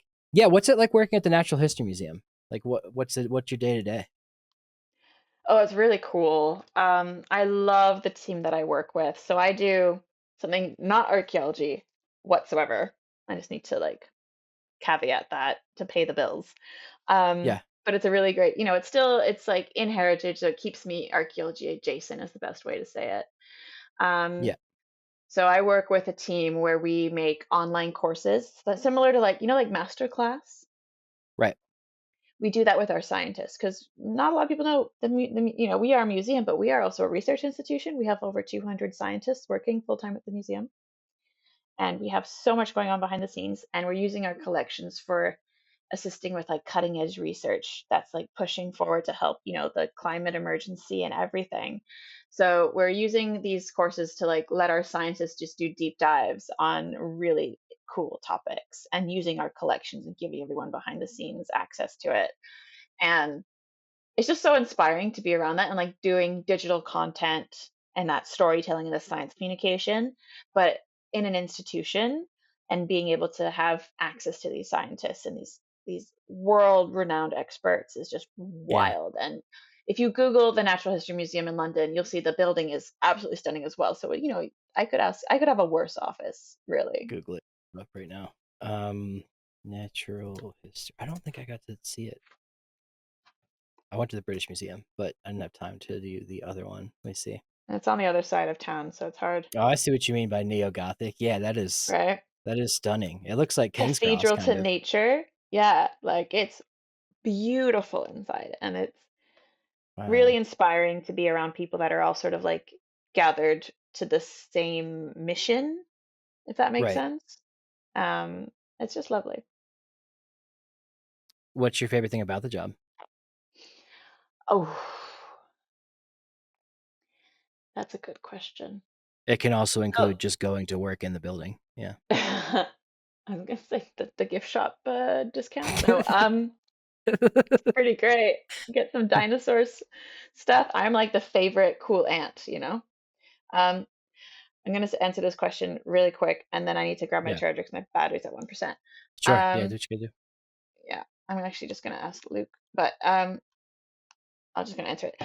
My favorite bit, I got brought on for this project to kind of bring it from zero to one.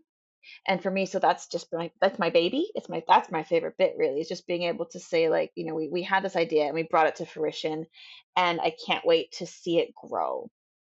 Right. Charger. Okay.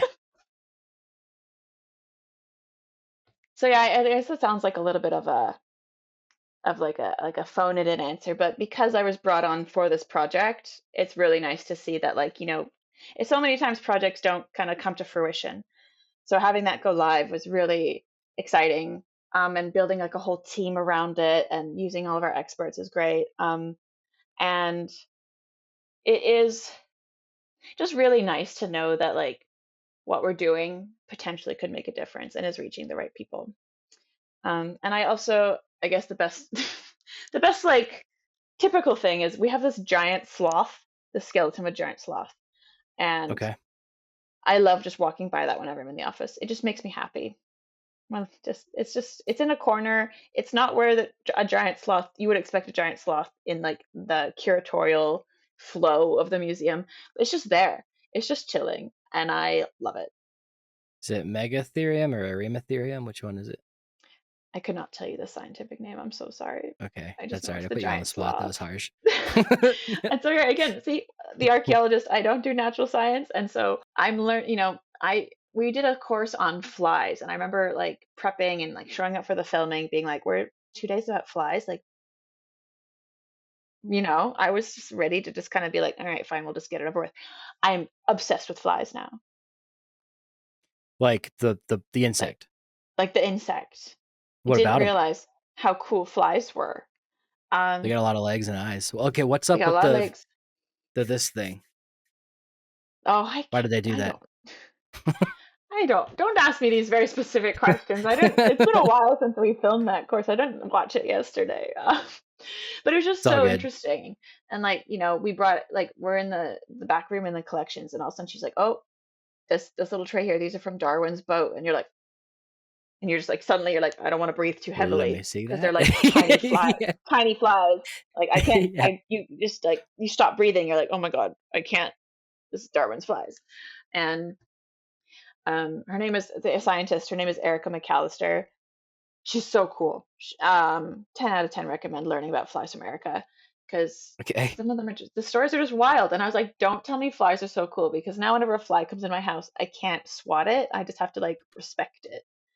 Right. And it's disappointing because now I just respect. Well, I guess like, it's good for the environment, but again, you just one of those things where you just now you can't get mad at the fly. Sure. I understand that. Yeah. Yeah. If a moth flies into my thing, I still freak it. Moths terrify me. But um anyway. My friend had one fly up his ear while he was doing field work. And he had to go to the hospital. And like now anytime I see a bug, I'm like I'm that guy. Um but I'm not scared of flies doing that, I guess is the moral of the story. But I guess it's not impossible. I'm gonna stop thinking about it. Yeah. So I'm glad you liked it. Do you think your media presence helped you get that job in any way? Like to work at the museum? Because I've always wondered, like, could I go work at a museum? Probably not. It's funny. I don't think it did. Like I think it gave me some skills, but But you got the like obviously credentials on like paper too. Yeah. the credentials on paper, and weirdly enough, I worked for a data science ed tech company for like Hmm. 9 months because I was trying to get jobs in heritage for a while, but because I didn't have quote unquote experience in heritage, which is one of those, Right. fun little circles that you get to go around in all the time. Even though I had the YouTube channel and stuff, like that wasn't getting me in the door. Being like, it was all digital content or social media roles, but because I didn't have experience at like a named institution, that is a big challenge, sort of getting your foot in the door that way, right? Like getting your name recognized, getting taken seriously. Um, and I luckily I got, hired by this data science startup. They loved my YouTube channel. I got that job because of my YouTube channel, which is completely out of left field because I don't know anything about That's cool. data science. And they wanted to like build a community, and so kind of building this sort of, they call it like a customer retention product, right? From 0 to 1, and just being that person spearheading it, that is what really gave me all of that experience and like project management, product management sort of tool set to come Right. in for this job. And it ended up being like the perfect job because they were looking for someone to do subscription. And I was like, oh my gosh, I can do this. Like customer retention, I got this. And it was just like weirdly timed and perfect and used not just those skills, but also the YouTube for like, trying to help us up the video content. Of course, ours, it's a lot better now, but baby steps because I'm not the complete expert, but it was just like another step up from pre recorded Zoom lectures. I was like, well, why don't we try Right. and film it in person? Why don't we do this? And then so like the YouTube helped me once I got in the job, but getting the job, weirdly enough, I think it was mostly my experience at the tech startup. That's really cool. And the tech startup just reached out to you, or I you no, I applied. applied to the job. I was at that point where I was like, well, Heritage doesn't want me. And I got really down, really sad. Yeah. I cried a lot. I was working in a pub, typical, British I pub in think I London. remember And you saying that. Yeah. yeah, and I just was like, fine, you know what? We're going to apply to any job to just Did you get see a what lot I of can tips get. because you were a foreigner? I guess they don't tip in the UK. They don't tip. That's right. You That's an get paid a American living thing. wage. That's better. You get a pension. You get a pension for being a You get a bartender? pension. Any job Wow. that if you after you earn X amount of money in the UK per month, your employer has to set up legally a pension. BRB. Gonna head to Spain or the UK. And that's Anyway. not to mention like, we got free healthcare. So, Yeah, we just talked about that with Flint yesterday too. He started yeah. the podcast off with how good the healthcare is there. So anyway, Yeah. We love the so a NHS. startup, it seems to be a good thing.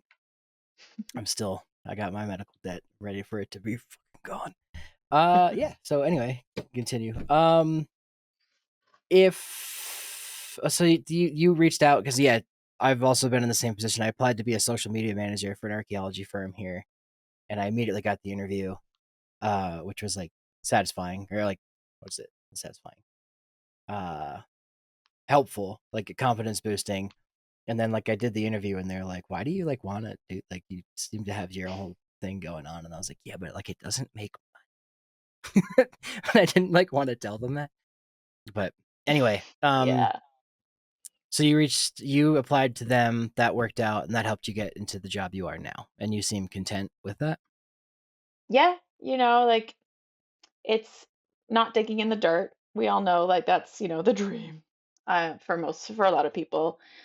Sure. But it's a weird little niche, I guess I found myself in, where bringing projects from zero to one, you get the same with like podcasts and YouTube channels where there's all these little bits that need to fall into place in order for something successful to go live, right? To make it out into the world.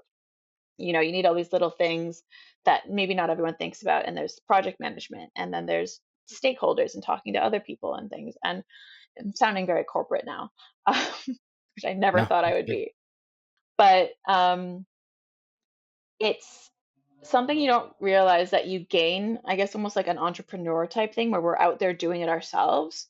So in the Right. way like that YouTube sort of helped me prep for the data camp job, that job, it all kind of built on each other. And you get these like weird little skills from it. And so it's very digital. It's a little bit, sometimes I feel a little bit out of my depth when there's a lot of like tech talk and developer terms where I'm Googling in the background, but it's a learning process. And it is a very rewarding job, and it pays the bills. And we love that. And I get to do it at a place We love where I that. know I'm making a difference. And I Yeah. know that we're not like just after a bottom line, we're not after maximum profit. We're there because we're a charity. We are trying to reach out to, people. We're trying to save the planet, which is very difficult to do. But we're doing our best, and we're trying to, get people to share the Right. wonder about the natural world. And it's inspiring me to look more at the natural world, which before, I'm all about people and, material remains. And so having this other view of it is really cool. Yeah. I like that. I would. I'm kind of jealous in a way because it's like I enjoy being full-time content creator and like I do other little odd jobs and stuff on the side, but I would still like to have, because I hate just saying like I'm a YouTuber, I'm a content creator, I'm an internet archaeologist. I come up with something every time when someone asks me. I would rather say I work at the British Museum, I work at the Natural History Museum, I work for the American Museum of Natural History, and I do this, because then it's like it just that job itself already has more like, oh, this person's legit because the institution hired them, you know. So cherish Yeah. that, because when you don't have that, you feel weird. I guess it's one of those things where there's that stigma of like the freelancer and the content creator that still hasn't really kind of Yeah. been fully accepted yet. It does feel really cool because no one actually asks what I do. I just say I work for the Natural History Museum or Yep. work at the Natural History, and then they go, "Oh, that's so cool," and then that's it. And I feel like that's all we need to say. I don't need to get into the Yeah. nitty gritty of like I spent, 3 hours today looking over how best to do an email funnel. Like we don't need to talk about that. But I do get to do it for a cool place in a cool building with really cool people. So Right. can't complain. Yeah. Good. To wrap up, I have two questions, and the last one's about like where can you find your book and stuff. But the first one, Raven Todd DaSilva, would be, if you could pick any time in history to time travel to and spend like, a weekend or some extended period of time, when and where? And if you need to say like two or three, that's fine. Oh, this one's so hard. Every That's time what I someone do. asks me this question, It changes. it changes. And I never Right. have one ready to go. It's not live, so you can Um, take some time. yeah. You Honestly, phone a we friend. gotta say, phone a friend. I always say that I would love to be like a fly on the wall for when Hatshepsut was doing her thing in Egypt, just Yeah. for a day, just to see how cool. In my mind, she's so cool. And I want to Right. make sure that she was actually cool because there's all these little jokes where she like, they were kind of making fun of her in the punt thing or this and that. And I know she was cool, but I want to witness it and I want to experience it. So there's that one. That seems very mainstream though, It's a very but maybe unique that's answer. I okay. like it. Thank you. I do have to say, obviously, I need to go and spend a week with my Skull Boys just so I know what they were doing. I need to know. I need to know. And I always spell it BOI. And it's very unprofessional. But every time I talk about my Skull Boys, it's boy. It's always BOI. Oh, Um, right. in my mind. Sorry. You texted us one time um, and referred to us as the Life in Ruins boys, and in our little group chat when we were planning, we were like, "We're Life in Ruins men." I remember that. I remember that distinctly. I'm so sorry. You are men. No, no, no, I no. Like it was, validate. it was funny and endearing, but we all collectively at the same time looked at each other like, we're not boys. It was very funny. Uh, You're my so the boys. Skull It's all Boys, good. I need yeah, to like see my Skull Boys. Yeah. Um, and then weirdly enough, if we're not going archaeological with this one. My third one, no, Victorian England, because they were wild and in like a weird, fun, crazy way. They were doing how so? seances. They were doing seances, they were taking weird drugs. They were actually like, Eating how they powdered talk about like, mummies. right? And then they were doing like the parties and how they're always like talking about how everyone was very prudish and stuff, but behind closed doors, it was a completely different story. They were into some weird stuff. And I Whoa, just think it would just be so interesting. You'd have to be in the right circle. So you need to be like high society, probably a man, and then just experiencing Victorian England at that time. I think it would just be a wild. I could only survive a weekend, I'm sure. It's like going to Berlin for the weekend. And it would ruin me, but I would have a great time. because of like the party scene. Yeah. Like I would not eat a Okay, mummy. I'm gonna put that out. I need to put that as a caveat. Like I would not ingest mummies or mumia. sure. Um, that's for like health benefits anyways. I would do like just like I just want to get to one of those behind closed doors parties just to see, just to witness, be the anthropologist, and just stand there and go like, whoa, be Yeah, Jane Goodall among the apes and just like be like, damn, this is wild. And it then would come be back super and cool. yeah, because they were just, you were allowed to be an eccentric and spend your money in really weird ways. And I love that. And, we're reaping the benefits now. We have all these cool buildings, and especially look at New York, right? And from like the Hmm. Belle Epoque with the Grand Central Station, like back when billionaires built things for the Yeah, public that we still, and then they get like, I built this and everyone's going to remember my name instead of like a private island or a yacht. They built cool stuff. And I would just yeah, love like to be Dirty around Rock. that time. Yeah. Yeah, Yeah, and like Grand Rockefeller Century. Plaza, the Empire State Building, New York Public Library. Like, no one's building libraries anymore. We need a Very true, billionaire to dude. build a library. Yeah. Bring back the golden age, dude. The hmm Gilded Age, whatever it's called. The Gilded Age of billionaires. When billionaires were Yeah, doing weird stuff. That's like all billionaires, obviously, the whole ethical thing. But if you're going to have right. it, you need to do weird stuff with your money. Yeah, You need to I make it agree. fun. Yeah. I like that answer a lot. What are you boofing about, dude? He's just sitting there going, "Woof." um, He agrees. okay. He does agree. He's like, billionaires. Last question would be, and you can take a moment to think, and if you've seen an episode, you know it's coming, but what does it mean to be human to you? Oh, that's so hard. I know. It's very existential. I'm gonna cue the Who Wants to Be a Millionaire music. I'm gonna You put that know on the what? soundboard. I don't. I, I don't I'm know a gonna lot. answer. No, listen. I'm gonna answer this in a really weird way. And I wouldn't expect anything else from you. Let's do it. have you ever seen the film Swiss Army Man? Unfortunately, no. So the best way I can describe it is Daniel Radcliffe and I'm Paul in. Dano, right? Don't know him, but Have you seen go. Little Miss Sunshine? Oh yes, okay. Paul Dana. Paul Dano Yep. and Yes, that Daniel kid. Radcliffe. Yeah, they made this movie called Swiss Army Man, and it's like Paul Dano gets like stranded on this like tiny little island rock thing on his little boat, and he can't get out. And then he's like, "Well, I might as well just end it here because I'm shipwrecked, and you know nothing's gonna happen." And then a dead Daniel Radcliffe shows up on the beach. He just washes ashore a corpse, and he doesn't realize it, but he's like halfway through like ending himself, and he's like ah, and he like runs over. He's like, oh my god, another person. And but then he realizes he's dead, and you're like, oh, but then this is also going to sound really weird because it's a really weird but really fun movie.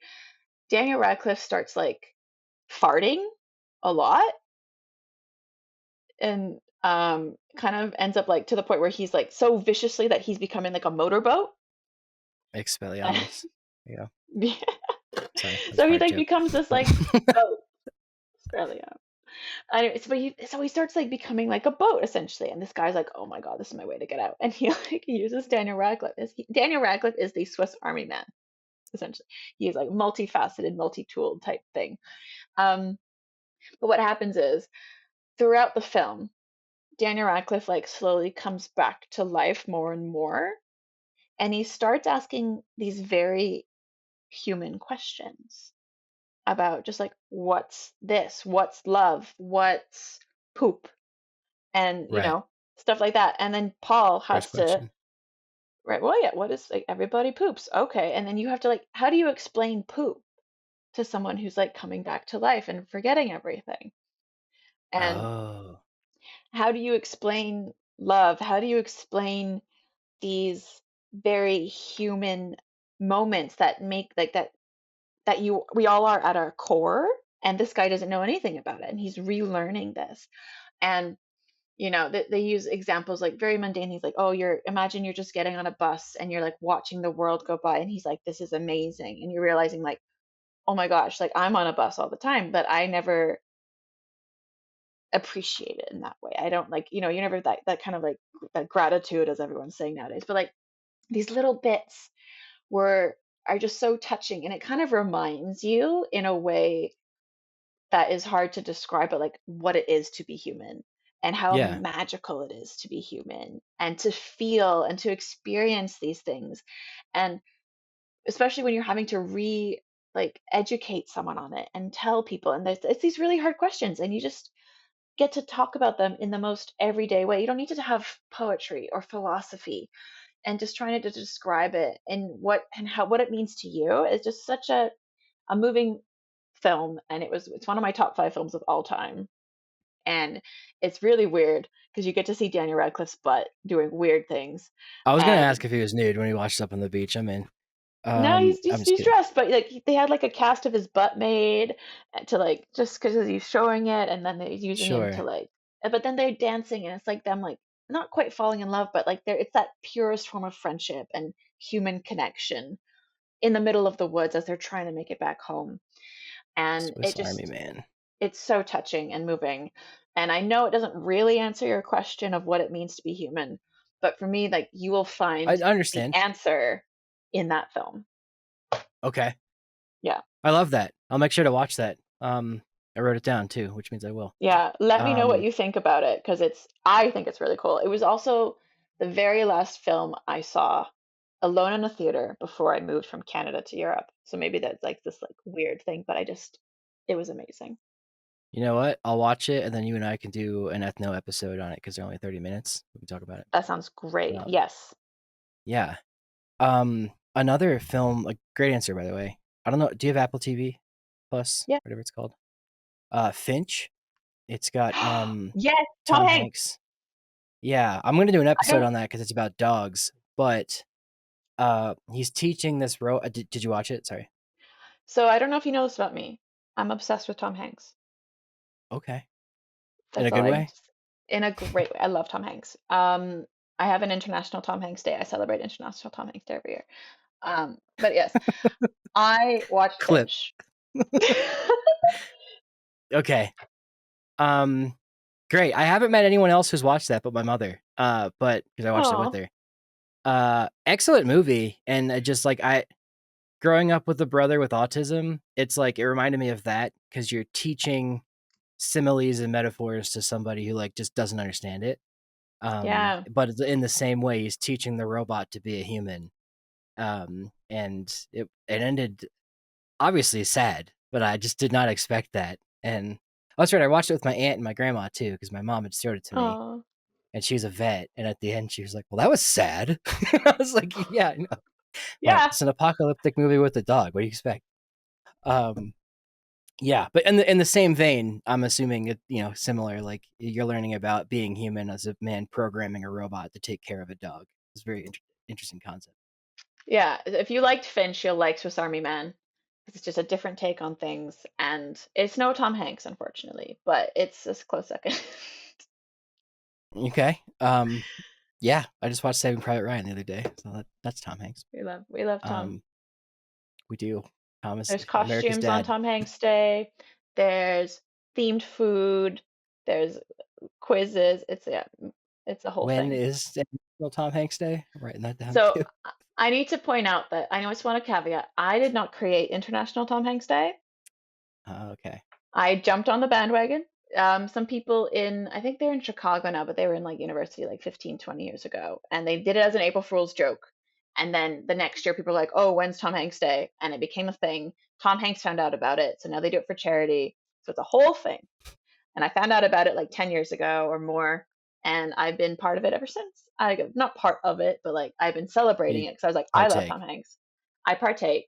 Um, and there's always a huge party that I throw with all the theme food and the costume contest. We couldn't throw it this year around that time. So now that we've officially moved and settled in, our housewarming is going to be Tom Hanksgiving, T Hanksgiving, um, and it's Canadian Thanksgiving, so it's in October, and there is mandatory costumes, and there'll be prizes. Like last year, the prize for best costume won a golden Wilson, and it's for me, it's just so much fun, and I get to do something silly and dress up, and everyone really gets into it, which is really nice. I wrote that down. I am closer to you than I ever have been now. That is very interesting information to know. In I've the just let mind the of, whole internet know that I'm a huge Tom Hanks fan and I celebrate Tom Hanks Day. I love it, dude. Okay. Well, then lastly, where can people find your book? How can they pre-order it? Where can they get it? And when your book comes out, we'll do a quick reel on Instagram collab posting, and I'll make sure people do it there too.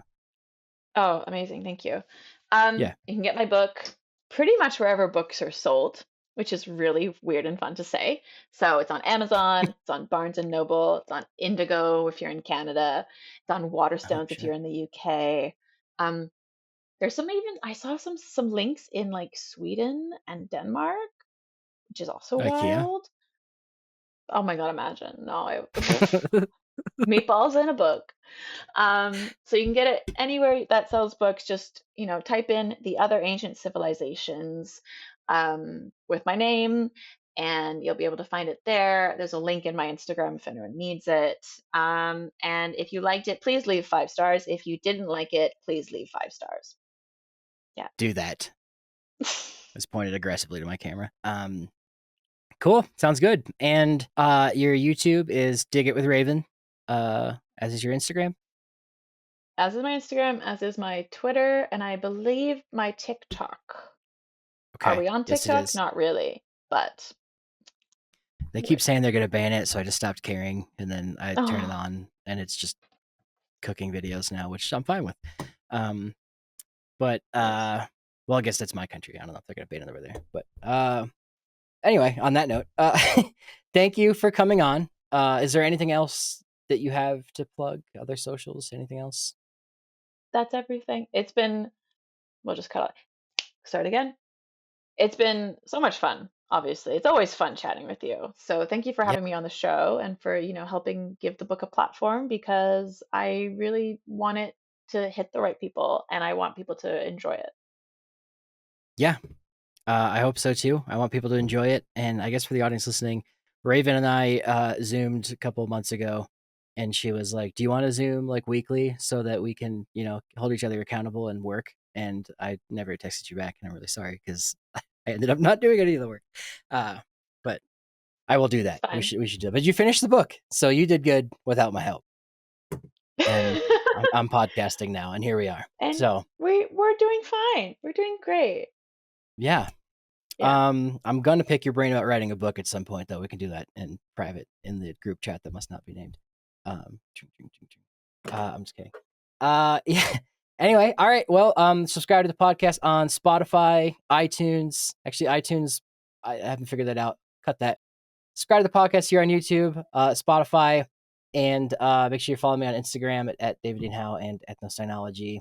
TikTok's David Dean Howe. It's very confusing. You're here on YouTube, just stay here. But please subscribe if you haven't already subscribed. Subscribe to Raven's channel, Dig with Raven. Pre-order her book. Link is down here below. And Raven, thank you again. It's always a pleasure talking to you. I'd like to have you on anytime you want. thank you. Bye.